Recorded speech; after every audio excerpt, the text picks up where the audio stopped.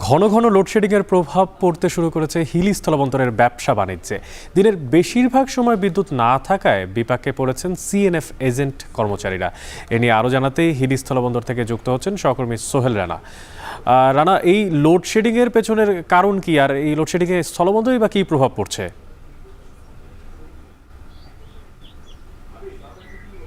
অনেক আমি শুরুতে আপনাকে একটু জানিয়ে রাখি যে দিনাজপুরে যে বড় প্রক্রিয়া তাপবিদ্যুৎ কেন্দ্র রয়েছে 525 মেগাওয়াট সম্পন্ন কয়লা ভিত্তিক যে বিদ্যুৎ উৎপাদন কেন্দ্রটি রয়েছে, সেখানে গতকাল সন্ধ্যার পর থেকে যান্ত্রিক ত্রুটি দেখিয়ে প্রায় পুরোপুরি এই 3টি ইউনিট বন্ধ হয়েছে। ফলে উত্তর অঞ্চলে নতুন করে লোডশেডিং এর একটা ভয়াবহ সংখ্যা দেখা দিয়েছে। এছাড়াও গত কয়েকদিন ধরেও কিন্তু উত্তর অঞ্চলে বেশ কিছু জায়গায়, হিলি সহ বেশ কিছু জায়গাতে কিন্তু ঘন ঘন লোডশেডিং চলছে, যার ফলে যে ব্যবসা বাণিজ্য রয়েছে সেই ব্যবসা বাণিজ্যে একটা বিরূপ প্রভাব পড়েছে। আমরা দেখেছি যে দিনের বেশিরভাগ সময় এই হিলিতে অন্তত বিদ্যুৎ না থাকবার কারণে বন্দর কেন্দ্রিক যে ব্যবসা বাণিজ্য পরিচালনা, অনলাইনে যে কার্যক্রমগুলো করতে হয়, সেখানে কিন্তু সিএনএফ এজেন্ট যে কর্মচারী রয়েছেন তারা কিন্তু অনেকটাই বিপাকে পড়েছে। আমি পল্লী বিদ্যুৎ যে অফিস রয়েছে হিলি সাব জোনাল, সেখানে কথা বলেছিলাম। তারা যেটি বলছেন যে আসলে হাকিমপুর, এই হিলি হাকিমপুর উপজেলাতে 8 মেগাওয়াট বিদ্যুতের চাহিদা রয়েছে। সেখানে চাহিদার বিপরীতে তারা 2 থেকে 2.5 মেগাওয়াট বিদ্যুৎ পাচ্ছেন। ফলে কিন্তু তাদেরকে এই ঘন ঘন লোডশেডিংটা তাদেরকে দিতে হচ্ছে, আর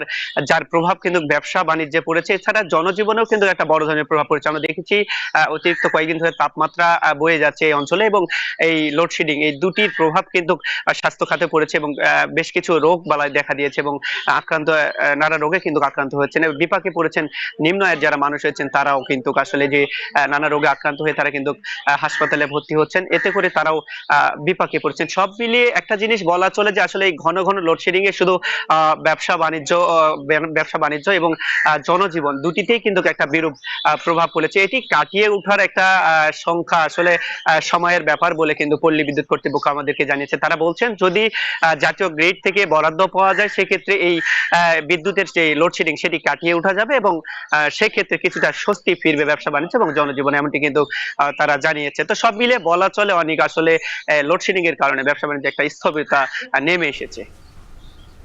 হিলি স্থলবন্দরে ঘন ঘন লোডশেডিংয়ে প্রভাব পড়ছে ব্যবসা বাণিজ্যে, এবং সে বিষয়ে জানাচ্ছিলেন সহকর্মী সোহেল রানা সেখান থেকে।